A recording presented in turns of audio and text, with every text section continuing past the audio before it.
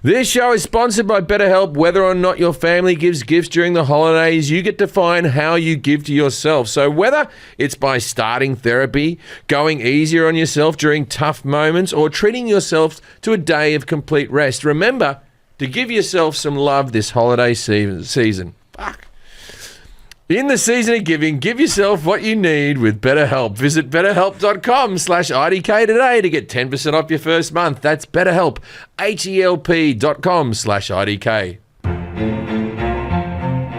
Pipes. Cigarettes. Chewing tobacco. Which one can also have liquid running through it in your house? You might find out. I don't know about that with Jim Jefferies. The answer's pipes, because I thought you thought smoking pipes, but it was actually... God. When you said pipes, I did think like water pipes at first. I thought of the dipping. My grandfather used to have a pipe, like a pipe. Yeah. I like them. No one does them anymore, but I always thought it was a good look. I don't think you inhale that smoke, right? You just put it in your mouth? No, I think that's the same as a cigarette. I think it's not. I don't think it's like a cigar. I don't know. A cigar you don't inhale. But yeah, you pack it in. You pack in the tobacco at the end, and you sort of light and you go like that, and then he smoked a pipe. Do you bring it into your lungs? I don't know. Most people don't inhale the smoke into their lungs when smoking a pipe. I've never understood the idea of cigars. I think you cigars just swish it in your mouth. Yeah, cigars just taste gross. They make you smell bad. They're big. Make your teeth a different color. People love them though. And people love them. I don't fucking get it. Yeah, I don't know. People love it. Do you inhale hookah? No. I don't know. I don't do any smoke. That mouth swish too.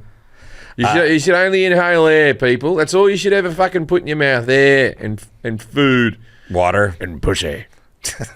Guess other things. What about if you played an instrument? Oh, yeah, but okay. Yeah. The only thing you should inhale is air. You should never put anything else. Listen to me, kids. Never put anything else in your lungs. Mm-hmm. Okay. The Give Them What They Want tour continues in 2024. It's never going to end. It's going to go forever. Well, it'll be a different name. Because you're giving them what they want. I do. I give them what they want on this tour. Give them what they want. If you like my old specials, you're going to love this tour. There's a little bit for everyone.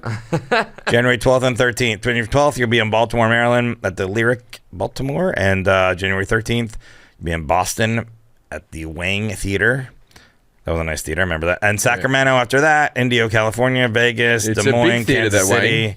Yeah. Big Wang Theater. Big Wang. Then you're in South Africa. Hello, South Africa. I'm coming to see you. We're going to be in Pretoria, which is the town. I don't know. I'm going to the town. Cape Town and Pretoria. Pretoria is where Oscar lives. And I'm somewhat synonymous with an Oscar Pistorius routine that he must have heard by now. Had to have. He had to have heard. It's right up there. It's one of my better ones. I wonder if he likes it. If he comes to this show... I won't give him backstage passes. I do not think he likes that routine. I wouldn't risk it. I won't give him backstage passes. Not with the I don't think he wants to have a photo. And I'll have a no blade policy as well, so I'll see him in the audience. That's it. If you come to my show, if you're wearing fake legs, you're not allowed in. Just for safety. Nobody is? Well, look, I don't know what's happened to him since he's been in prison. He might have a different look. Yeah, but you're saying nobody with fake legs allowed in your show. I can't risk it. Okay, well. If you've already bought tickets, I'll let you come. Well, if they have the plastic legs. No, the plastic ones all day. But if you got the flippers, if you got the springy springs. I feel like you could sharpen those and make them dangerous. Exactly. They're called blades. Yeah. And I don't want to see you there and you bloody cross your blades like this. And I'm in the front. I'm like, fuck, that cunt's going to come and get me. He doesn't bounce around on stage. Yeah, jumpy jumps. Yeah, no problem. I will be at the Sunshine Comedy Festival. People without arms are fully welcome. At this festival for sure. Although you don't clap. No people without arms. I get rid of them as well. What if they hoot and holler? Or if they hoot and holler. If you're a good laugher, you get no arms, but we're going to do it on a person-to-person basis, case to case. You have to audition for this. Yeah. And if you got no arms and no legs and you got no vocal box, get the fuck out of here. Why? They can still enjoy it. Yeah. What if they bring a little laughing machine? What, you mean like a Stephen Hawking? Yeah. No, I don't want that. No? Don't want that. You're out. Don't want that. Sorry, guys. Jim's picky. Celebrities. Yeah. If you're missing a head, you're allowed in. Wait a second. I'll let them in. Because they can still clap. Well, it's just that. Wouldn't you love to? Yeah, they can still clap. And wouldn't you love to sit behind that guy? Oh, yeah. I've got the best view ever. Unfortunately, he's still really tall. This cunt doesn't have a head. Yeah, but you got to look at that weird neck. It's like cauterized. Yeah, and you know they'd put a fake head on it. Yeah. You know they would. Oh, maybe people won't notice. I'll put my fake head on. Any other stipulations? No, just you can come. No legs aren't allowed in. No arms can come in if you're a good laugher. No head, no cum. And then we've decided no head, no worries. Yeah. Okay. Yeah. But no legs and no arms. Get the fuck out of here. You're out of there. Yeah. You bloody pillow with a head. No mouth. I don't want you. Yeah, got it. Yeah. Sunshine Comedy Festival, January 11th through 14th. I'll be there. You can go to the website and get tickets there, and I'll be at the Comedy Cellar the last week of January into February. Come out there, and then go to ID Cat Podcast on Instagram and check follow out us the on, Merman. The Merman Podcast. Please listen to it. Yeah, me and Dave Williamson. That's who I'm going to be at the Sunshine Comedy Festival with, Dave Williamson. Right. So if you're that man has head and arms and legs. if you're Love in him. Tampa, He's welcome. Tampa, He's St. welcome Pete area, around me come out. whenever he can. Tampa, St. Pete area, come out to see Dave Williamson and I. We'll be doing our tang. Yeah, I think that's All right, let's keep going. Okay, now let's meet our guest, Charlie Ottinger. G'day, Charlie. Now it's time to play. Yes, no. Yes, no. Yes, no. Yes, no. Yes, no. Judging a book by its cover. All right, Charlie. He has a diploma behind him from Concordia University. Is that a real place? I hope so. It doesn't sound real, I know, but it is. I'm actually impressed you can see that. That's pretty cool. Oh, I have eyes of a hawk when a camera is directly on something. He's got a fish, and he's too. got one of those fishes that sings "Take Me to the River" Yeah. or whatever. I have one of sure those above do. my toilet. Everyone has one. Yeah. Billy the Bass. Whoever made Billy the Bass is fucking got shitloads of money. Is that what it's You're gonna called, be Billy the that Bass? cu- Billy the yeah, Bass, that yeah. cunt's gonna be fucking. He's gonna die with cocaine and prostitutes going. I invented Billy the Bass. My wife, survive. God bless her soul, she wanted to just put a fish up there, and I said, "Make it sing," and the rest is history. Some people inherit a house or money or a car from their grandparents. I inherited Big Mouth Billy Bass. Big Mouth, Big Bass. You are from your grandparents. Yeah, that That's was all- my grandpa's. That's all you got from him, or are you waiting for a bit more to filter down? That's as of right now. I have that and a red fire truck toy. Mate. Well, the old saying: the man who has a Billy Big Bass and a red fire truck toy is wealthy in heart, or something. There's a Yes. saying. Yeah, that's exactly Yeah, I how think it that goes. was Yeah. it. Yeah. I think Socrates said that. That's it, Socrates. Yeah. Okay, so is it Billy Big Bass? The history of Billy Big Bass. I wish. That'd be Okay. fun. We definitely have to do that. Yeah, now we have to. Yeah. Write that down. Is it okay? So you went to university, and you have a wonderful speaking voice. The warm timbre of your voice sounds like who's that sports commentator? Joe Buck. Joe Buck? You got a bit of Joe Buck in yeah, your he voice. does, yeah. A little bit of Joe Buck. Yeah, a little bit. I hear that from time to time, but you? nothing with speaking. Have you? Oh, okay. No, well, I don't think you look like Joe Buck, but you sound like Joe Buck. And that's where he makes he's the big money. You got BC, British Columbia on your jersey. Is it the area of British Columbia in Canada? No, it's not. Is it before Christ? Are we talking about things before Christ? No. You can tell him what the BC stands for. It's not going to help him. What does the BC stand for? It's for Barton College. That's where I work. Oh, but you graduated from Concordia. Concordia. Yeah, I don't have to go to school here. All right. So I told you- So you're a university lecturer. Yes, basically. Okay. Now, this is a new question. This is the way I could figure out who. Okay. So is your class mostly men or boys? I'd say we're about 50-50. That's not going to help you at all. See, I was going to go car mechanic or something. I was going to win this way. You asked me on the way here because you gave me a ride here. You said I told you this is somewhat topical this time of year. Is it Christmas? Didn't let me finish. No. I'll tell you a very quick story. My brother, who's in the room with us right now, he had a star in his eye. He looks terrible, but by the time this podcast is happening, he'll be back to normal. We hope. We hope, yeah. Anyway, so we were there, and there was a Mexican lady, an older Mexican lady. Her race doesn't make any difference, but she was an older lady.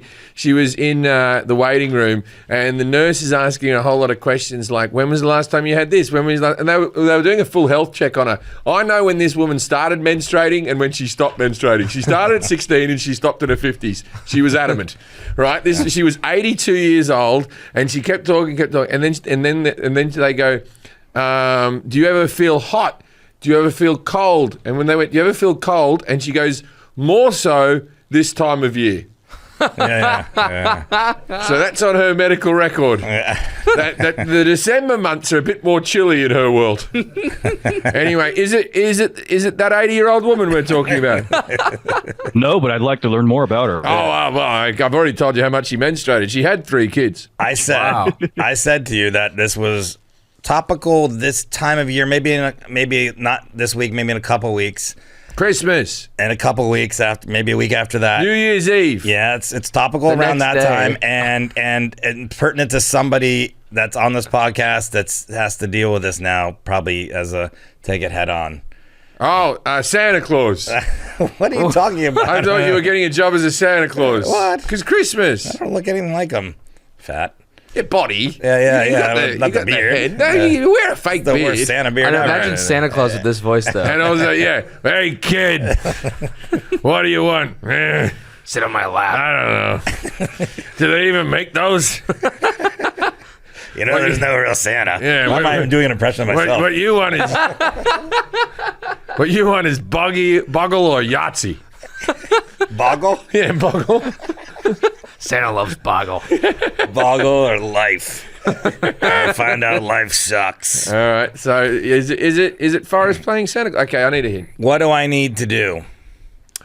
Oh, grow a beard to play Santa. No. Is it beard growing? I have health issues. Is it weight loss? See, now it's like, what do you need to do? Well, and I go, how do you get to weight loss? Eat less. All right. What we're talking about is exercise science. Exercise science. Yeah, why is there a question mark? Is that after a real thing? I thought we all know that you exercise and that's good for you. Yeah, but how do you think they figure out what exercises do what? Well, what it does is it speeds up your heart. Hold which on. starts Just to stop. make- Just stop. There's plenty of time for questions. I mean, we could stop right now. That's 10 out of 10 right there. Yeah. Charlie Ottinger is an assistant professor of exercise science at Barton College, BC. He has over a decade of experience as a personal trainer and strength and conditioning coach. He is also currently a consultant in both human performance research and military special forces training. Previously competed as an elite powerlifter, and he's certified strength and conditioning specialist and also a certified exercise physiologist. Over a dozen published journal articles, and he is also the owner and founder of radioactivelife.com, which specializes in helping people find their fitness wavelength. You can find him on Instagram at Charlie Ottinger. That's Ottinger.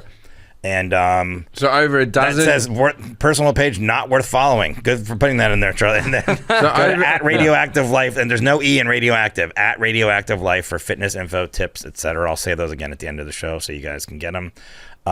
Yeah, you can tell us a little bit more how you got into this, Charlie. So wait a minute. So over a dozen published articles. So that means 13, right? Exactly. Yeah. Otherwise, you would have gone over 10. It's like And then when I hit 20s, so- I can say 10s. Neil Brennan the other published day articles. said I was in his top 15 comedians. Yeah. So you're like, So I'm 13. 11. I'm 11 to. Yeah, 11 through 15. Yeah. Like if I come in third, he's not going to go top 15, is he? If you ever went to someone, you're in my top 98 comedians. Oh, I wonder what number I might be. 43. 50s, maybe. Yeah. So 13 articles. It's pretty good. That's pretty good. A baker's dozen articles. Yeah. Because that's why Yep, bakers, exactly. this leads back to it. Bakers, they get the extra bit because they're fat fucks. So have you always been into this, Charlie? Is this you studied and you've been in this your whole life? Or? Yeah, actually, it's funny. I have pictures from like when I was 6 years old on the beach, like flexing my muscles because that's, I was just a weird kid. And, fast forward to high school, I started, working out to get better at sports. And then pretty soon I liked working out more than I liked playing sports. And it really worked in my favor because I wasn't good enough at sports to do anything with them anyways. So ended up going to college for exercise science. And it's, it's that funny topic that you tell somebody, I'm going to go major in exercise science, and they're like, what the hell is that? It's kind of like you just work out and it's good for you, and that's it. There's your degree. Well, it's a roundabout way of saying that, but ended up going to grad school because you kind of have to do that in exercise science. And then I always wanted to teach, and to teach in a STEM field, you have to get a PhD. So I went ahead and did that. I've been kind of personal training all along, and it's been a journey. So I used to love working out. Now I just work out because I know I have to, and I really hate working out these days. And I think that helps me relate to people. So that's kind of where I'm going with radioactive life these days. I had one period, there was one period I was living in England where I worked out every day for about 5 months. And I was still drinking and everything, but it was quintessentially the fittest I've ever been. Now, I work out about twice a week at the moment. You know, look, I take steroids. I'm a 12-year-old girl. Well, I don't know if people know that. No, but I worked out for 5 months non-stop. And the reason I stopped was because I'd heard from people who exercise all the time, eventually I would get into it and I would start looking forward to it and I would miss it if I didn't do it. Yeah. I never liked it, not once. I did it every day for 5 months. At the end of it, every time was like this. But I still did it, and I still do it now because I think it's an important thing to do. I have push-up competitions with my son. That's one of the big things we do. That's cool. That's good. Yeah, we log in like 350 push-ups in a day. Like if we start in the morning, at the end of it, you're dead. You're dead. It's tough. Yeah. It's tough if you. That's a lot. It's a lot. No, we start in the morning. You got to do lots of 10, and then like the other person has to be in the same room as you when you do it, and the wife adjudicates as well. If you're a professor of important. exercise science, you have to stay in shape. You can't show up. You can't show up to class. I've got a theory on this because I have a friend. I'm not going to say who he is, and he's a really nice guy.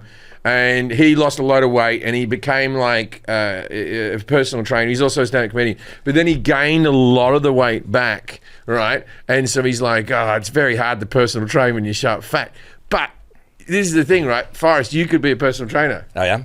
You just say you used to be 600 pounds. Oh, yeah, that's a good point. Killing it. You top end it, and people are going to be like, wow, you fucking smashed it.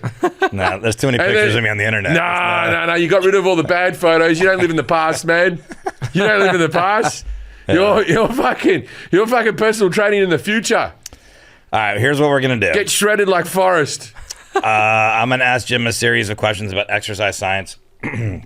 At the end of that, Charlie, you're going to grade him on his accuracy, 0 through 10, 10 being the best. Jackson going to grade him on confidence. I'm going to grade him on how hungry I am. And at the end of that, we're going to add all the scores together. And if you score 21 through 30, this is a very dated reference, though. We're going to pump it up. You up. Hans and Franz. Pump it real good. Remember them? No. I didn't see any SNL until I moved here. You're not going to get this next one. I know of. I saw the Dana Carvey documentary. We're going to pump you up. 11 through 20. Listen to me now and believe me later. You don't know that one? That was from Hans and Franz. Yeah. Okay. 0 through 10. What do you think it is? Pumped. Jack, any guesses? No. Jacked. Girly men? Good guess, because that's what they say. But 0 through 10. Fat, disgusting blob with no redeeming qualities whatsoever. Kill yourself. Oh. It's a little harsh, that one. That takes a harsh turn. Yeah, it does. You shouldn't say that sentence while you have indigestion. It wasn't indigestion. It's because I'm getting over this cold and I had some in my throat. All right, I'm dying. All right, let's start here. Jim, what is exercise science? It's the science of exercise. It's what you do is, right, it's like you might go to the gym and just exercise, lift up a few heavy things, run in spot and skip on some rope and all that type of stuff. But what's the science behind it? I'm glad you asked. Mm-hmm. Yeah, great. It's things like, when you lift something up repetitively over and over again, why does that build muscle? How does it build muscle? What is the science? When you exercise and your heart rate goes up, how does that burn calories? All right, we're moving to the next thing. We're not doing this. Maybe we could go to university and learn some more. Okay. Okay. What is kinesiology? Ooh, kinesi. That is that when you go like you stop eating carbs and you start like and you piss on a stick or you wet on a stick and then it says you're in ketosis. Is it ketosis? Because ketosis is the burning. Your body goes into ketosis, which means it's burning more rapidly the fat. Boom! I fucking figured it out, bitches. Great. All right. Good for you. It's the burning of fat of the body. It's how your body changes with the times. You're not going to do well in confidence because you keep asking, is that correct? No. Who were the first people to exercise? Adam and Eve. Yeah. It was probably him running away from her because she wouldn't shut up, and then he was like, "Oh no, that's probably a bit mean spirited.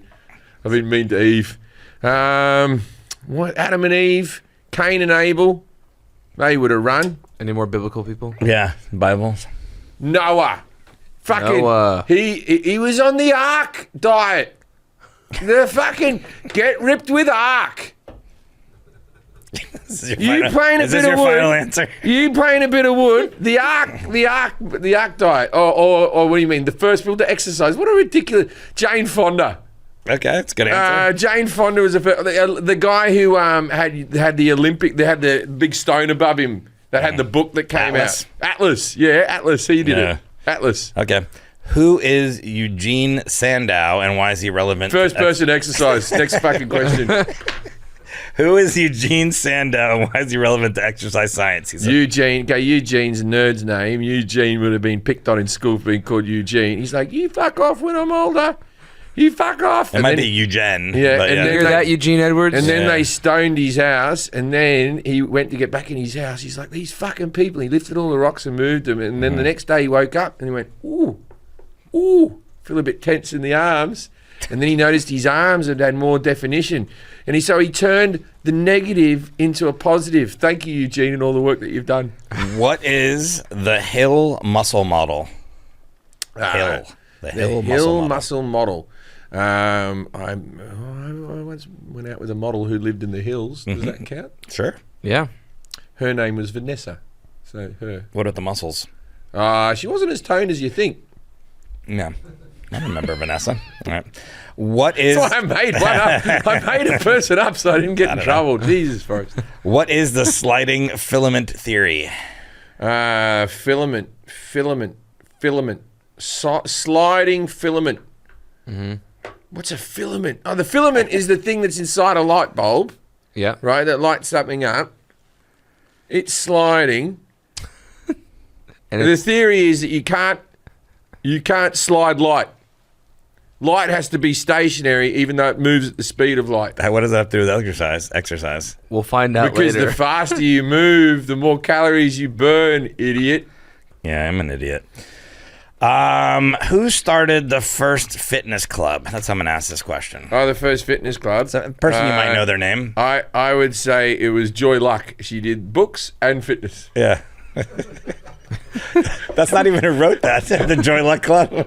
Yeah, it was a book club, wasn't it? The Joy Luck Club was a book club. No, but it wasn't was written by somebody else, I'm pretty sure. I don't know. The Joy Luck Club is Amy Tan. Amy Tan. Thank you. Okay, I changed my answer. Amy Tan. Okay. Do you know what the mitochondria is, first of all? The mitochondria. The mitochondria. It's a river that runs from Arizona to mitochondria. Argentina. The mitochondria. It's in cells. It's in your cells. The mitochondria. Oh, it's in the hearts and minds of children everywhere. The mitochondria. Okay. So Old man conjure, he just keeps running. here's a question. Here's a question you can bullshit. What is metabolism? Oh, they're one of the big four heavy metal bands. Metabolism from their album Metabolism on Metabolism. From their death metal record, Hungry. Do you want to answer this? I eat so much food, but I do not lose weight. Metabolism. Kerry King played guitar for him once, just when their guitarist was sick. Yeah. Oh, he did. He did. He's the subbing guy. Yeah. Yeah. Yeah, that's when they opened for Slayer. Yeah. Yeah. Do you not want to Damn answer this? straight. Metabolism? You know the word. Oh, metabolism. Metabolism is Metabolism is how fast your body burns off calories. Okay. And I don't have a fast one. I don't have a slow metabolism. You know when they go, like my mother was a big woman, to put it heavily. Put it heavily. Anyway, but my mother was a big woman. My father's a skinny fella, right? A skinny fella who eats like a fucking animal. Right? He eats all day. He never stops. And it turns out he goes, I got a thyroid problem, right? He's got an overactive thyroid that makes him burn the weight off. Is it a problem? I'm looking forward to my future thyroid problem. Look it up. Every time I go to the doctor, how's me thyroid? Tell me it's overactive. Yeah. I've never heard anyone die from the thyroid. I know there's some cunt sitting at home holding their thyroid right now going, I'm not going to make it to Christmas with my thyroid. I think it's. I don't think it's down there. But. Oh, where is your thyroid? It's up here? Yeah. Yeah. Up there. I got a bit thyroidy. I think you got to take medication, probably. I think Doesn't your dad take medication? For a problem? Yeah, he takes some medication, yeah. But also, I think your thyroid should be in your thigh. Yeah, that's a good point. How does weight loss work?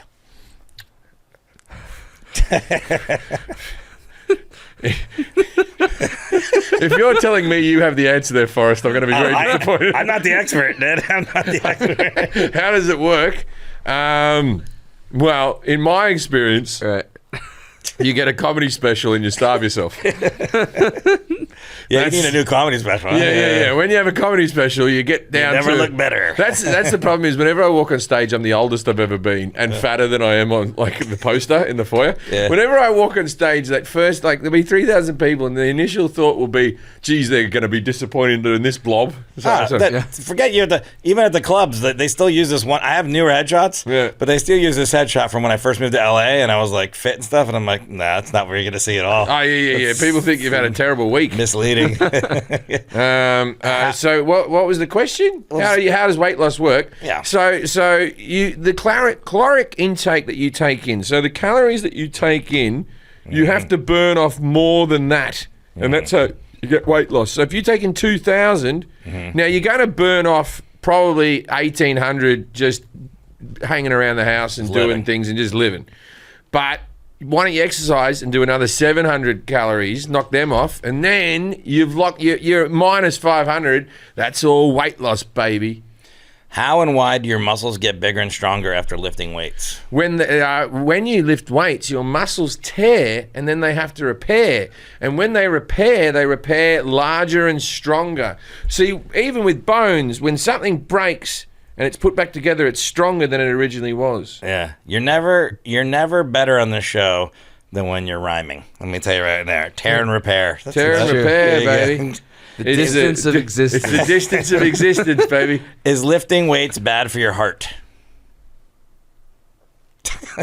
It depends how you. I would say no because it's exercise. But if you had a weak heart, you should watch how many weights. I'm not. So if you're sitting at home with a shitty heart, I'm not encouraging you to go lift weights. But I would think for a strong, healthy person, I believe that lifting weights would be good for your heart. This show is sponsored by BetterHelp. Hey, I'm a big fan of the therapy. If you go through tough times, it always helps to talk to people. I'll tell you this much: therapy can't make it worse. And it just chatting to someone always feels like you're having a problem as well. But also you need tools to deal with just life in general. You don't even need to have anything big going on in your life, and therapy can help yourself. Whether or not your family gives gifts during the holidays, you get to define how you give to yourself. And the holidays are a great time to do that. So whether it's by starting therapy, going easy on yourself during tough moments, or treating yourself to a complete day of rest, remember to give yourself some love this holiday season. Now, I've benefited from therapy. I'm in therapy at the moment. I have some little blockages in my head that I find therapy helps with. Have you ever done therapy, Forrest? Yeah, I've done therapy a bunch. I need to do more now, but I think it's good to do it your whole life. But yeah, I've done it since I was little. I quit it all the time. I'll be honest with you. I don't stick with it. And then I go, I'm fine, and I stop, and then I always come Straight back. Yeah, you should just stick with it. Straight back. I always feel lighter after a session in therapy. Part of the problem I always had with therapy was leaving the house and actually going to the therapist and sitting in the room and pressing the button and waiting to go through the door and that type of stuff. But with BetterHelp, it's online. If you're it's thinking, the worst because you're in the waiting room. That's Oh. like the worst part. Especially like in LA more. Maybe it's because we're just like I've whatever. done therapy But in it's my like- underwear and a t-shirt many a time. But I'm Just always because like, I don't want anyone to see me because then they're gonna. I don't know. Sometimes you get that in your head. You don't want people to see you. But Yeah. you don't have to do that with this. if you're thinking of starting therapy, give BetterHelp a try. It's entirely online, designed to be convenient, flexible, and suited to your schedule. Just fill out a brief questionnaire and get matched with a licensed therapist and switch therapists at any time for no additional charge. In the season of giving, give yourself what you need with BetterHelp. Visit BetterHelp.com/IDK today to get 10% off your first month. That's BetterHelp, HELP.com/IDK. Can, or maybe this should be should. I don't know. Children lift weights. That they can, but should they? I don't believe they're not. I don't believe they're meant to until they're about sort of 15. I think because there's something to do with bone growth or something like that. Okay. You know, I might be wrong, but my son's up for lifting weights, and I'm curious what the answer to that question is. Okay, a couple more questions and we'll get to the answers. Can exercise help you live longer? Of course, it can help you live longer. What type of fucking weird? If that's not the answer, if I don't get a point for that, right? Like, what are we? This is the 1960s? Oh yeah, so the good diet and some cigarettes, you can live forever. I don't know the answers. They're not in here. Yeah, it can help you live longer. Of course, it can. Here's another one you'll get upset about. Question: Why do you get out of breath while running? Never run, so I'll have to take your word for it. Okay. Why do you get out of breath? Because you're exerting a lot of wind out. You have to draw more wind in to make, because the heart's beating so much quicker. Yeah, but why wouldn't your body just be able to do it? Well, because I don't know the science. I don't know of it as either. such. I don't know the answer. But it's with okay, so it's not like everyone's breathing good when you're fucking, right? When you're fucking, you don't just go at the end of it. Yeah. That's how you know you've been fucking. Okay. It's good. I like it. Give me a point. Last question. What are steroids and how do they work? Anabolic steroids are growth hormones that, when injected into the muscle, not into the vein, when injected into the muscle, can add different chemicals to your body, like testosterone and stuff like that, to make the muscles expand. You still have to exercise on top of it to make it work, I believe. But a lot of the steroids that are used on cattle, and I don't see sheep fucking exercising. And they come out massive now. Like, if you see like a cow that's been given steroids, that thing's a monster compared to what it's meant to be. Or even sometimes, I'm a big fan of a chicken sandwich, me. And then sometimes you get this chicken breast that's like, it's too big. It's bigger than a chicken. Too big. I want a regular sized chicken. Yeah. To get a regular sized chicken now, what I need to have is a quail that has steroids in it. Yeah. So I'm in a loop. Charlie, how did Jim do on his knowledge of exercise science? 0 through 10, 10's the best. Not bad. I'd say if this was 20 years ago, you would have gotten a few extra points. But today I'm going to give you 4. 4. See, this is the thing: is you're love to know where working that off came from. you're working off the modern science, right? Yeah. Which I don't particularly believe in. No. It. Back in my day, we had a food pyramid. Yep. That's how we got healthy. And what they told us on the bottom Worked section great. of the food pyramid was to eat as much bread and pasta as possible. Yeah. That's your staple. You want to get all your bread and pasta in. Second, they gave fruit and vegetables a run. Yep. Yep. Next is meat. Yep. And then the next bit is like oil and fat at the top. Oh, then the next bit's like eggs Dairy. and dairy. Yeah, dairy's a little bit. And then a nice triangle of just bullshit. And then there's a Sugar. triangle that's just like sugar and oil and salt. And fucking, it didn't steer me wrong. Look Yeah. at me. Yeah, 12-year-old guy. I mean, look at society. We're all healthy now. Yeah. Work for everyone. We're living longer than we should, though. We're doing something right, because we're living. doing long. something right. We're doing. I would say that's medicine and science, but some people don't believe in that. So. Okay, so it's my dad's generation. My father worked in construction, so he was physically fit because he was lifting heavy things and doing a manual job, right? But his generation never exercised. My parents' generation, there was no gyms in Sydney when I was a young kid. There was like there was, but not commonplace where they're in every suburb. You know what I mean? Like, and they were eating better, but they weren't working out. So it all worked out. Now we got a generation of people who exercise but eat fucking chemicals and shit, man. How did Jim do in confidence? I'll give him a 6. Thanks, he, Jack. he was really confident, but then he kept going, I think that's right, which hurts. Yeah. No. It's from my album. I think that's right. That's a total of... You're just plugging it. Okay, 10. Okay, well, now we're up to 14. I think that's right. I'm not very hungry. I think you're wrong. I'll give you a 1. I think we're singing a similar song. It's 15. I think that's right. I'm giving it to Reba. Listen to me now and believe me later. That's what you got. Ooh. It's kind of like what our podcast is anyways. Yeah, I like that. All right, Charlie, what is exercise science? Jim, we don't need to repeat what he said. It was a lot of...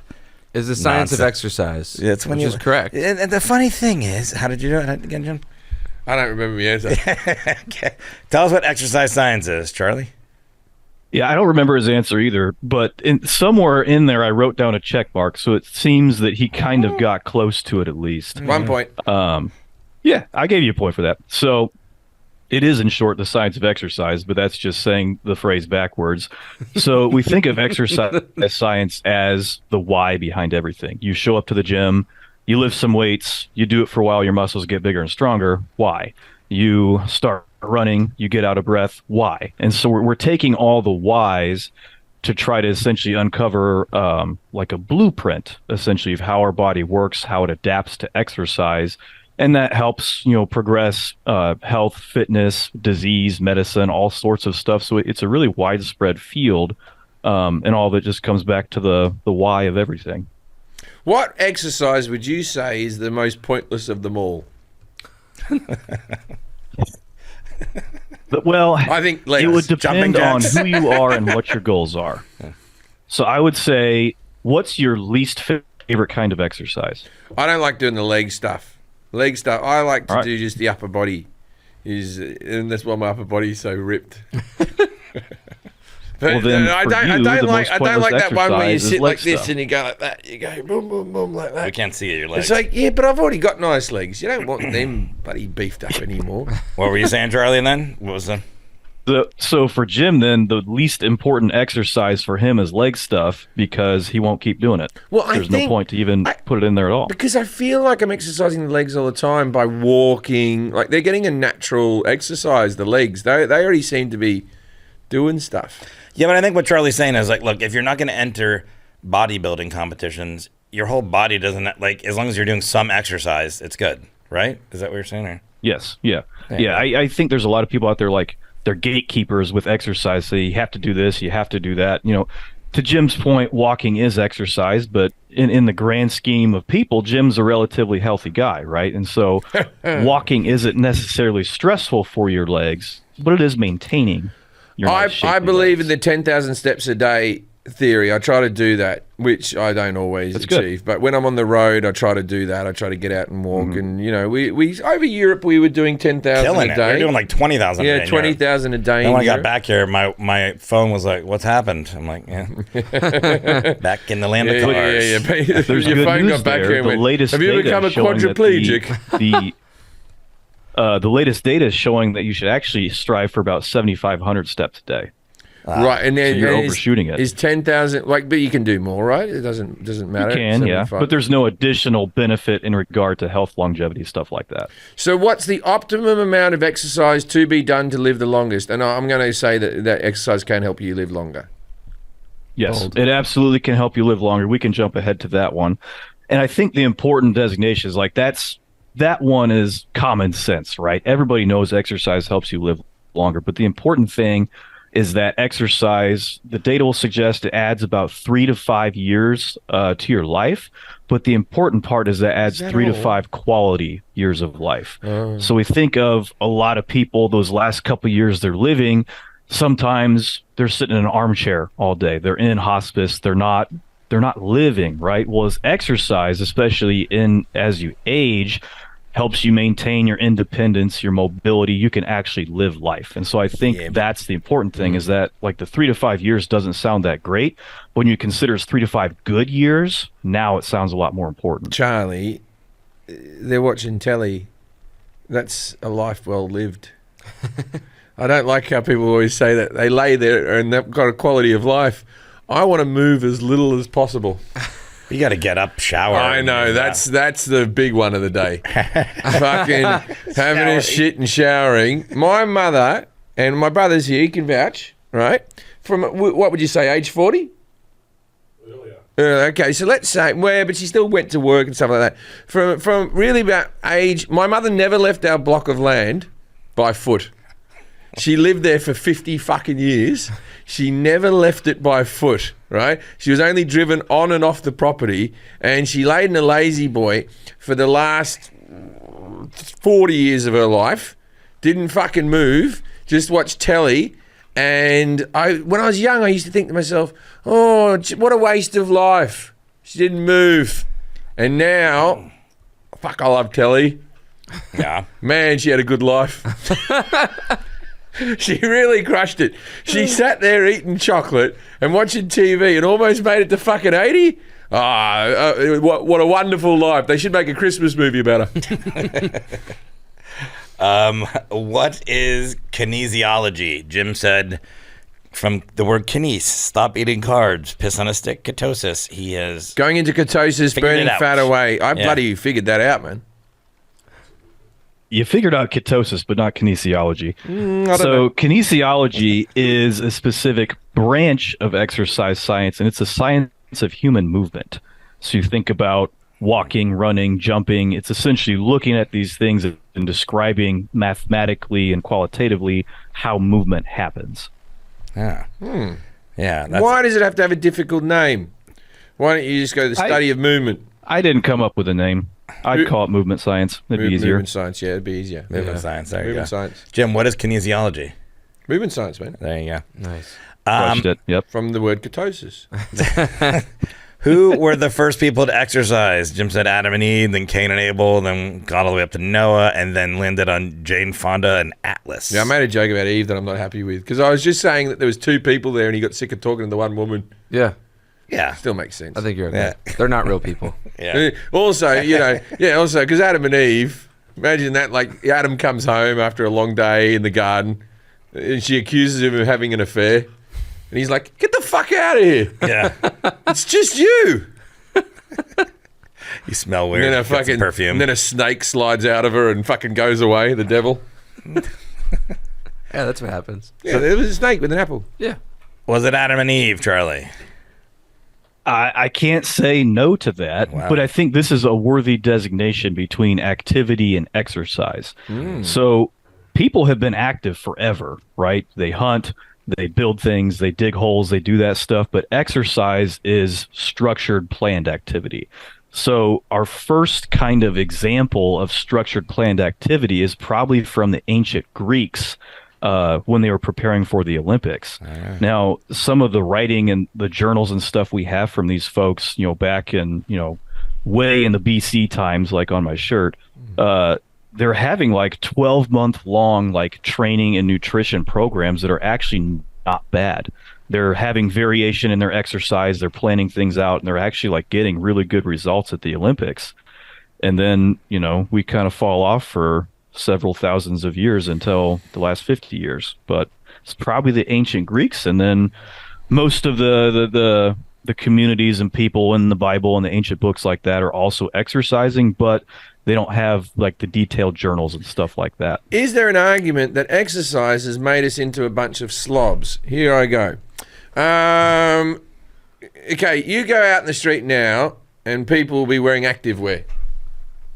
Right? And hey, big fan of women in Lululemon pants. Yeah. Big fan. Yeah. But it's slovenly. Tracksuits and all that. I'm guilty as the next person. Yeah. Tracksuits like, you watch the sweatpants. You watch the Great Depression. Watch any footage of the Great Depression. All these cunts are unemployed and they're wearing fedoras and ties. They They have no job to get. They're mowing the lawn in those. They're lining up for soup. Back in the 50s. They're lining up for soup in a three-peat suit. Yeah. I blame exercise for the downfall of our society. Yeah. Sweatpants. Nobody's working out in sweatpants, right? Yeah. If you had sweatpants, you would have been the last bloke to get a job during the Depression. Adam Sandler only wears basketball shorts, I'm pretty sure. Adam Sandler's very funny when you look at it. He really does just fall into his wardrobe. Yeah. He doesn't care. Yeah, he doesn't care. I love that about him. Yeah. What was I going to say? Oh, the Greeks are not in shape now. I'll tell you that. Because they got good food. Yeah. Well, it's not just food. They're, yeah. That was the one country where I was like, all right, on the Europe tour. I was like, I'm home. I was like, no one looked at me like, look at this fat ass. They're still smoking like it's the mid-90s. Yeah. All the time. They got no problems, the Greeks. They're going for it. But I guess you know it was the first Olympics. They were all naked. I remember that from our episode. Yeah, they were all naked. You're gonna But compete naked. I think because it was meant to do with like wind resistance or something like that. But if you fucking Still flopping around. Greek people are fucking hairy, man. I reckon you could get pulled back from the bloody wind resistance. You'd be running along like George the Animal Steel. All right. That's a fucking deep cut, people. Yeah, I have no idea what that is. He's a professional wrestler, George the Animal Steel. He was a hairy. Sure. So what happened with George the Animal Steel was we weren't sure if he was mentally challenged or not. Yeah, that's true. Right? That's There was an element of. I think he was. There's an element of he might be a simpleton. Right? And so he was put in the ring and he was bald and he was hairy. And then if he would win for no apparent reason, he would start eating the cushions on the turnbuckles. That's right. He definitely was mentally challenged. And we were like, oh, he's crazy. He doesn't know what he's doing. It was just like an animal was put in there to wrestle, and then Rowdy Roddy Piper would put a stake around his neck. Yeah. No, wait, that's Jake the Snake. That's Jake the Snake. Jake the Snake Roberts. Yeah, Jake the Snake, yeah. All right, is it Eugene or Eugene? Eugene Sandow? Is it, am I saying Eugene right? It's Eugen. Eugen. Oh, Eugen. So sorry, Jim. Who is Eugen Sandow and why is he relevant to exercise science? He was the person who decided who was going to exercise and who was not going to exercise and who was going to be okay and who wasn't going to be okay. And that's how they came up with the name eugenics. Oh, he's the supplement guy. Okay. Yeah, okay.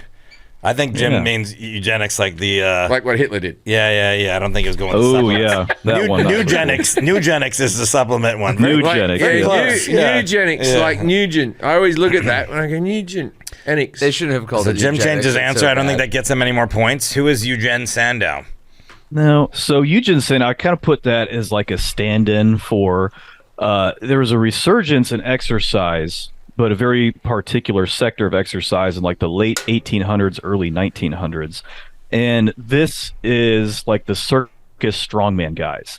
So like the classic, like big fat dude in a onesie with like a 3,000 pound dumbbell, like those guys, the circus strong guys, started to put exercise back on the map. And they were the ones who the dumbbells were just a big bowling ball at the end. I always like that. The weight was round. And a lot of them made their own dumbbells. No one thought to make it into discs. I want to see what he looked like. Yeah, Eugen. Yeah. And so I picked Eugen because a lot of these guys were big guys. They'd be picking up horses, getting shot by cannonballs, stuff like that. But Eugen is referred to as the godfather of modern bodybuilding because he had a good body. Yeah, he's ripped. So not only did he go around and lift stuff and be strong, but he flexed his muscles and he got... Yeah, in the late 1800s, this guy would be... I mean, he's like ripped for now, but he would be... He's fucking unbelievably like definition. Yeah, late 1800s, he would be... People might be afraid of him the way he looked in the late. I'm afraid of him now. Yeah, Eugene would have left a lot of broken hearts if he was traveling around that circus. Yeah. When Eugene came to town, the women all knew about it. Holy hell! Or the men, whatever way he went. Mostly the men. Yeah. Yeah. It's a bit Magic Mikey, isn't it? Yeah. I'm sorry. Were you still talking about him? Sorry, Charlie. Oh yeah, I just say he's so obviously pretty fantastic physiques. So he was a good circus attraction, and so that we call him the godfather of modern bodybuilding. And so still today, the winner of the Mr. Olympia bodybuilding competition, which is like the World Series of bodybuilding, basically wins the Sandow Trophy. I know. I want to I win. What is the Hill muscle model? Jim thought it was, I don't know. Vanessa, dated who a- lived in the Hollywood Hills. dated Yeah, a- Vanessa. She's a good girl. Lives in the Hollywood Hills. She's a model. You know, he didn't quite date get models. it, but I can't confirm that someone got named it. Vanessa was not around at the time. Yeah. From the TV show. So the Hill Hills. muscle model, I think it's a good time to keep in mind that, the theory of gravity is over 400 years old. Mitochondria, we've known about it for 250 years. The Hill muscle model was our first published understanding of how muscle worked. And so it's named Hill for A.V. Hill, the scientist who came up with it. He published this in 1938. So less than 100 years we've had a theory as to how muscle worked. So essentially, he just produced this model because at this time we knew we didn't know why, but muscle is stronger lengthening than it is shortening. So if you go lift weights, you can lower something heavier weight than what you can lift up. We didn't know why, so A.V. Hill theorized that there were other components like connective tissue and stuff like that increased the strength of muscle in this time. And so that was kind of our first attempt at recognizing how muscle worked, and we actually still teach that in college today. It's 100 years old. Yeah. And what is the sliding filament theory? Well, Jim did get a filament from a light bulb, so I got him like a tenth of a point on that. Wow. Okay. Nice. Yeah, we're being 4.10. nice. Can't slide the light, sliding said. filament theory is a more up-to-date understanding, and it's not the most up-to-date, but it's pretty relevant. It essentially is suggesting that we have what we call filaments in our muscles, which are contractile proteins. So for a muscle to lengthen and shorten, those filaments kind of slide past each other. So if a muscle gets shorter, these filaments pull each other. If it lengthens, they crawl apart to lengthen the muscle. And so a muscle is made up of a bunch of different tiny units called sarcomeres that have these filaments or contractile proteins in them. So in all thousands of these sarcomeres either lengthen or shorten, the muscle gets longer, it gets shorter, and that's how contraction works. Yeah. All right. Is Amy Tan, the author of the Joy Luck Club, the first person to start a fitness club? I Yes. don't believe so. The first person to start a fitness club was Jack LaLanne. You might recognize that name. Oh, I would always say Lelaine. Is it Lelaine? Jack? It might be LaLanne. I don't really know. Yeah. There's two ends, and it seems like they don't need to be there. But He was here a we guy are. that would tow the boats with his mouth, like with a rope. Yeah. His mouth. Yeah. Like He swim. was insane. How's that got to do with these muscles? He would swim and tow Strong like teeth. 20 boats with his, I don't know, with a rope with his mouth. That's all I remember. That's all I got. Yeah. So Jack LaLanne started the first fitness club, and I believe he started this in Oakland, California in 1936. So this was back when doctors, were telling you to, smoke a pack of cigarettes and just do cocaine if you're feeling bad or whatever. So he comes around and starts a health club, and doctors good are old saying, days. don't go to this health club. He's going to hurt you. He's going to make you muscle bound, and you won't be able to move and all that stuff. So it took him a while to kind of get some sort of public support. And by the 50s, he actually finally had his TV show where they were doing exercise on TV, and he was kind of spreading the word, and that lasted through the 80s. And during this time also was what This is Forrest wait a minute, mentioned. crazy. He's So that was doing- the first time that we were on. Oh, okay, TV had only just been invented, but the first time the public had heard about exercise. Yes, yeah. He had a I mean, juicer, too. He had a popular juicer. And when Just remembering this, yeah. was the word? I guess exercise or something. Exercise. Like we already had the word, right? When was it attached? Yeah. To be honest, I don't know how that got attached to the activity of planned exercise. I have no idea how that came about. Would you like to exercise your right to the Fifth Amendment or some shit? Yeah, nice. Yeah. Lawyer stuff. Yeah. I'm pretty sure. Remember that Jim Carrey bit on In Living Color with the juice weasel, and the guy's like juicing, and he goes, "Hey guys," and he turns invisible. You don't know that one? I'm pretty sure that was Jack LaLanne he was making fun of. I don't It probably remember. is. Yeah. Look at that. Look how. But so Forrest mentioned all of his crazy, like, not only is he towing boats with his mouth, he's towing like 20 boats underwater. He's swimming the length of the Golden Gate Bridge with his hands and feet shackled together. Yeah, that's So he would do all these crazy, feats of just fitness in general. Not insane strength. He obviously had insane endurance, but he's just fit in general. And he had this daily regimen. He'd get up and work out every 2 hours every day, and eat this specific diet. And I guess he died in 2011, I believe, and he died from pneumonia, I want to say. And the legend has it that the day before he died, so he's 96 years old, the day before he died, he got up and exercised for 2 hours. And the next day he died. Yeah. So exercise does kill you. Yeah. Yeah, eventually. Yeah. There's a lot of pictures. We had a similar version of that in Australia. A guy called Dingo Joe. Is this true? That's a better name. I was gonna be like, that could be real. What did he do? He's Dingo Joe. Dingo Joe could do anything. Fought kangaroos. Yeah, he boxed kangaroos. That's the thing. You can box kangaroos. Good exercise. You just can? They used to have. They'll kick your ass. This is the thing is they used Not to my ass. They used to have in these carnivals, right? They'd put gloves on a kangaroo, and then they'd say, "Who here can beat a kangaroo? Come on, if you come into the ring, you can bloody beat a kangaroo. Come on, come one, come all." Like that, right? And then drunk blokes would get in the ring and they'd put gloves on and then they'd punch the kangaroo, but the kangaroo's got such a big tail and such big feet, it's a tripod. Yeah. You can't knock that animal down, so it would be concussed standing up until the next person came in. Jesus. Oh, you think the kangaroo is concussed? Yeah! That makes it sadder. Yes! I thought they were just winning. That's a punch drug kangaroo, and then it could go back on its tail and kick you, and it sort of naturally boxes so it looks good because it naturally does a few jabs and that type of stuff. But they Well, some animals have, like a woodpecker, for instance, has like specialized brain cavities in their skull, so they don't get concussions. We've talked about this before. My father used to go. What was the name of the tent? Sharman's tent, right? Billy Sharman? Yeah, Billy Sharman had a tent that went around Queensland, and he would bring some average boxers along, and he'd go in the tent, and then he'd go, "Who here can beat my boy?" And then drunk men with no boxing skills whatsoever would gamble money that they could beat that guy up in the ring. And so they might be a bigger bloke against a smaller bloke who's actually trained. And then the bloke would just beat the shit out of people. And that was the show, was locals fighting professional boxers. And it's a small town he grew up in, so you'd know fucking Gary's up there having a go. Yeah.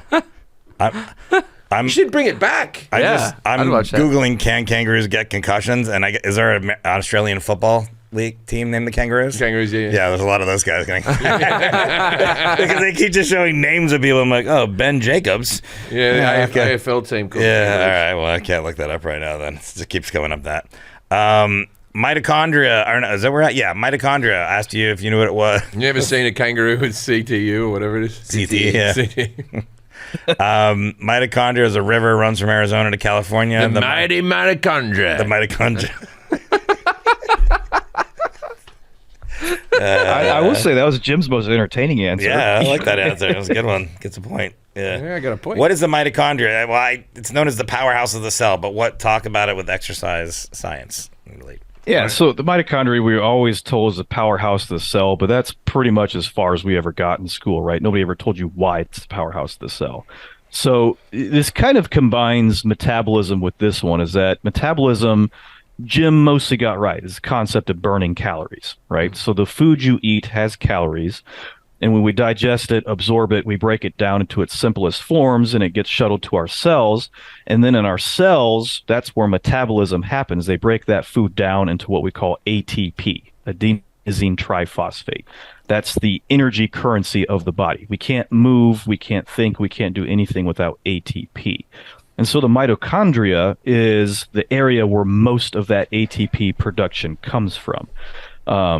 It has various enzymes and cycles and transport chains and all these things that the food, when you break it down into fatty acids or glucose, stuff like that, these things can get into the mitochondria, and out comes ATP, and now you can live.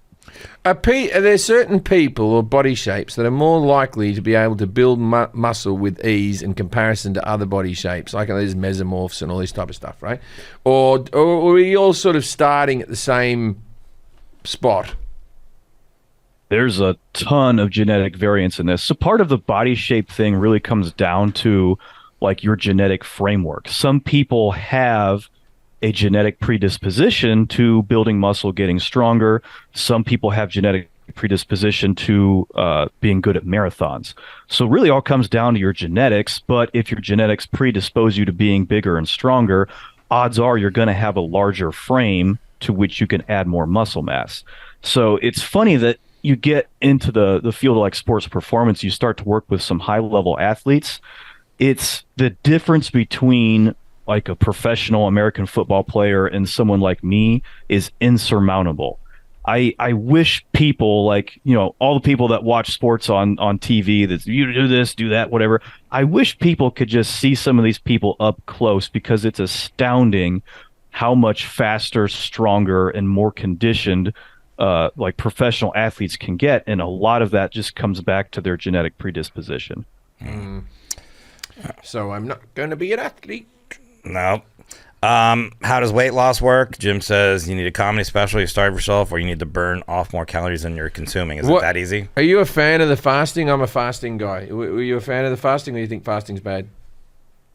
I think it's fine. I mean, ultimately, you came back to the right answer on this, and this was calorie balance, right? You have to burn more calories than you consume, and fasting is a fantastic way to do that. If you don't eat for 2/3 of the day, you're going to have a hard time eating more calories than you burn, right? So it restricts your eating window. You naturally are going to eat less food. Now, from a health standpoint, there could be a few more unique effects of fasting that, you know, depending on how often you do it, how well you do it, stuff like that, you could get some unique effects. But ultimately, weight loss is going to come down to that energy balance. I always feel better after I fast. Oh, go ahead. I feel physically better. Not just like because they reckon it helps your gut bacteria. We did another podcast on that years ago, but that was anyway. Yep.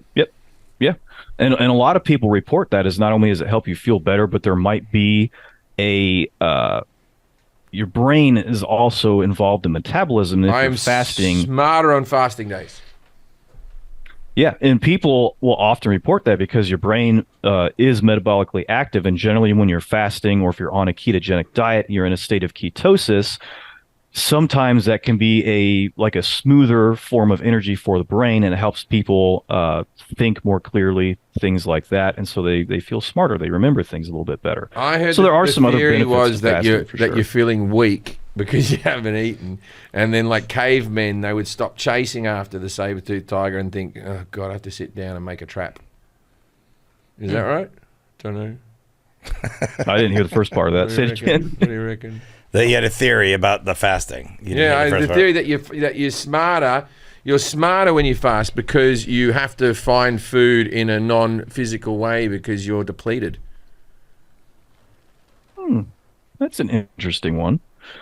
It could be a little bit, just based on how your metabolism shifts to go towards a more robust form of energy, being fat and ketones. Maybe that does help you think a little bit better. Yeah. And it could go back to that. It's a good idea. Teach it to the kids. Write a textbook. Yeah, the Jim Jefferies theory. Lifting weights. How does it make your muscles bigger and stronger? Is it bad for your heart? We'll talk about weights now.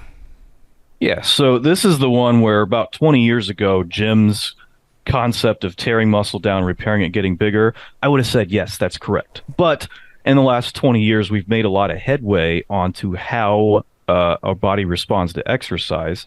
And the ripping, tearing, and building thing hasn't really held up too well. So we look at when a muscle grows from exercise, certain things have to happen. You could go running and your calves are sore the next day because you had some ripping and tearing in your calves. But running generally doesn't lead to bigger and stronger muscles, even though there was muscle damaged. In fact, I could stab Jim in the thigh, and it would be really mean of me to do that. I would damage his muscle, and it wouldn't grow back any stronger. And so you'd muscle get covered damage, in cum. What's that? Nothing. He said you'd be covered in cum. Because I'd enjoy it, you see. It's a side effect for some. I'd ejaculate because you stabbed me in the thigh. Oh, because he did it, or just you like being stabbed? Just anyone. Oh, doesn't matter if it's Charlie or not. Anyone who stabs me will get covered in cum. I wouldn't put that out there. I don't kink shame. So essentially, we just have to go back to the stimulus of exercise. We know that lifting weights is what generally causes our muscles to get bigger and stronger. And so what lifting weights do is they impose what we call tension on our muscle. It's a pulling force that causes our muscle to lengthen, and we have to work really hard to get that weight back up.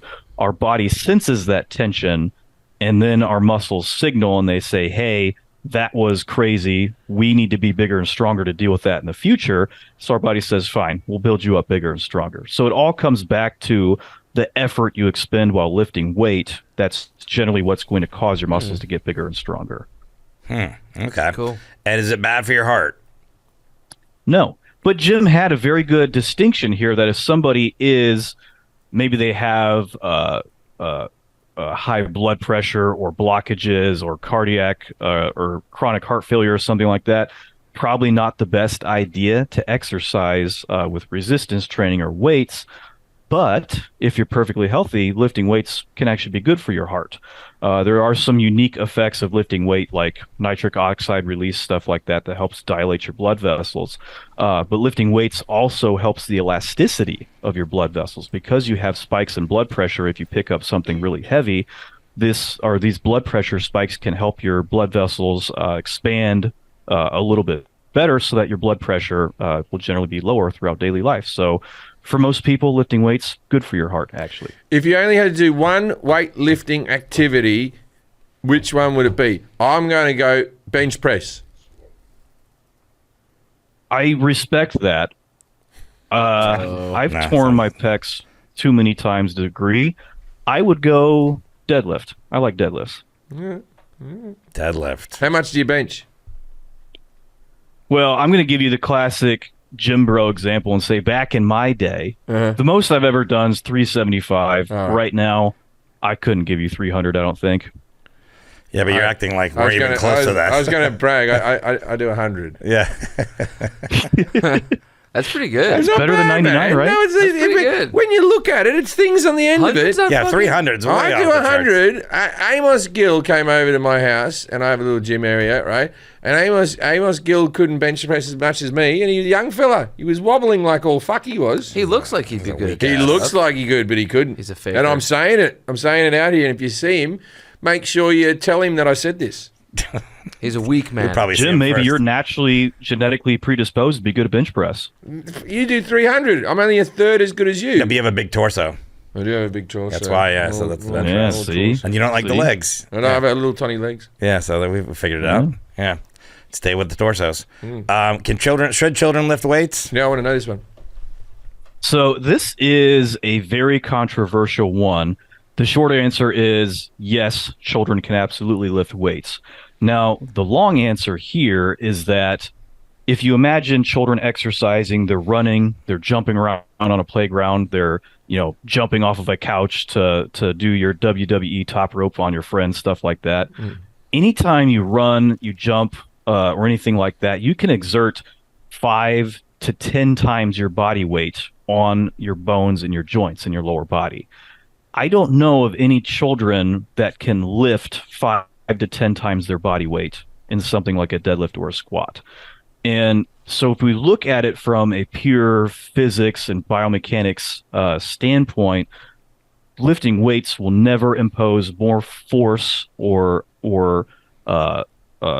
impact on a child than running or jumping ever would. And on top of that, lifting weights, especially in younger age, kids that are 7, 8, 9 years old, they don't have the hormonal, what we call milieu, the mixture of hormones in the body to respond and get big and strong and stuff like that. They're not going to get a whole lot stronger, but what they will get is what we call like muscle coordination, motor learning. If you teach an 8-year-old how to squat and do a push-up correctly and things like that, they become more efficient in these ranges of motion, which helps them be safer during exercise, more injury resilient. And then by the time they're a teenager, they're going to be leaps and bounds ahead of, the other kids that they're playing against or whatever it is that they're doing. So short and long answer, yes, children can lift weights, and I believe that they should. What age do they start seeing the benefits? It kind of depends on when they start to get that hormonal milieu that we talked about. So usually, if you see a 13, 14-year-old kid and he's got a mustache coming in, he's probably going to be able to build some muscle lifting weight. But it just kind of depends. Sometimes, I was full grown with a beard when I was 12 because I'm short, right? But some people might not be full grown. Do the short people always get beards? Do they, or is that? It's just my genetics. But I was a grown man when I was 12, so I was ready to lift weights then and get bigger and stronger, but some people, they might not have that till they're 16, 17, or 18. Right. Yeah. Why do you get out of breath while running? So Jim kind of got it where any activity in general, whether it be running, wrestling, sex, anything where your body is burning more calories. What's that? Running away from sex. I'm just mixing them all together. Yeah, you never know. Anytime your body's burning a lot of calories, anytime we're doing a lot of metabolism, we are producing byproducts. So like if you turn on a car, exhaust comes out of the tailpipe, right? It's heat, it's carbon dioxide, it's water. These are all byproducts of breaking down fuel. Our bodies do the same thing. If we break down fuel, we have byproducts. And one of those byproducts is carbon dioxide. And so how this works is if you start breaking down a lot of fuel, you start producing a lot of carbon dioxide. Our blood senses that. We have chemoreceptors in our blood vessels. They send signals back to our brain saying we need to offload this carbon dioxide, and so you start breathing harder. So the breathing isn't necessarily an oxygen need, it's to get rid of carbon dioxide. Okay. All right, last question here. What are steroids and how do they work? You inject them in the muscle. Yeah, inject them in the muscle, Jim said. Chemicals make them expand. You still need to exercise on them. Doesn't like them in food. Yeah, Jim basically got it right here. I think I added this because I think there's an important distinction between the types of steroids. So I had an English professor that I hated her way back in my freshman year of college. And she would always make this stupid joke that in allergy season, she wouldn't be allowed to participate in Major League Baseball because she was on corticosteroids. Corticosteroids are not anabolic steroids. Yeah, it's pretty good, right? Corticosteroids are not anabolic steroids. So when we talk about steroids in regard to building muscle, we're talking about anabolic steroids. That refers to the building of tissue. So Jim crushed it with testosterone. Steroids are testosterone or derivatives of testosterone. You inject these, they get into your muscles. They basically tell your body to build up the muscles, essentially. And now there's a lot of people getting testosterone replacement. Is that different from steroids? Because the legal, like men my age getting a bit of testosterone, or is that just the same? It's the same. I think steroids is just kind of like that umbrella term for it, but TRT, testosterone replacement's like the responsible way to do it, right? Where you're just taking essentially a replacement dose. Yeah. People that are on steroids to get bigger, faster, stronger could be taking 5 to 10 times like a natural human dosage. So there's levels to it, obviously. But to that point, TRTs has fantastic results for men, especially 35 and up for all sorts of things. And then to Jim's point, the exercise component, the exercise plays a huge role in that. If you just start taking testosterone, you might gain a pound or two of muscle. You might burn a little bit of fat. But if you exercise, you lift weights, that's where that testosterone and plus your body's natural response to the exercise really works together to make you bigger and stronger. All right. Now is the part of our show called Dinner Party Facts. We ask our expert to give us a fact, something obscure, interesting that they can use to impress people. What do you got for us, Charlie? I'm going to go with my first one here. So Jim actually kind of brought this up a little bit when he kind of brought up the concept of metabolism, that if you're just sitting around doing nothing all day, you still burn 1,800 to 2,000 calories. And this kind of depends on your gender, your age, your height, weight, stuff like that. But generally, for most people, you need between about 1,000 and 2,000 calories a day just to stay alive. Now, if you laid in bed all day, you'd still burn that many calories. And that's, people think about that and they kind of get their mind blown by it because they're like, well, I'm not moving around. How am I burning calories? Your brain, your heart, your liver, and your kidneys all burn more calories than your muscles do. Because you think about all these things are active all the time, no matter what, where a muscle at rest isn't using energy. Muscle at rest doesn't use that much energy at all, but all these other organ systems use a ton of energy all the time, and that's where your resting metabolism or your resting metabolic rate comes from. So I'm exercising right now. Nice, yeah, dude. burning calories right You're now. burning calories. I don't know if you're exercising. But the yeah. your TV theory is going to hold up. I My think. liver. I'm doing liver squats. Well, this is the time of year that everyone starts to think about exercising towards New Year's Eve. So if you are interested in learning more, follow Charlie on Instagram at Charlie Ottinger, and that's Ottinger. Or at Radioactive Life. That's radioactive without an E, life, for more information about fitness, tips, info like that. And you can go to the website, radioactivelife.com. We'll have other information on our website as well. Thanks for being here, Charlie. Thanks for being on the podcast, Yeah, thanks Charlie. for We having me. appreciate your time, mate. If you're ever at a party and someone comes up to you and goes, "Oh, my liver doesn't burn any calories," go, "Well, I don't know about that," and walk away. Good night, Australia. And don't forget, we will be off the next 2 weeks, the 26th and January 2nd. We'll be back the week after that. What? Yeah.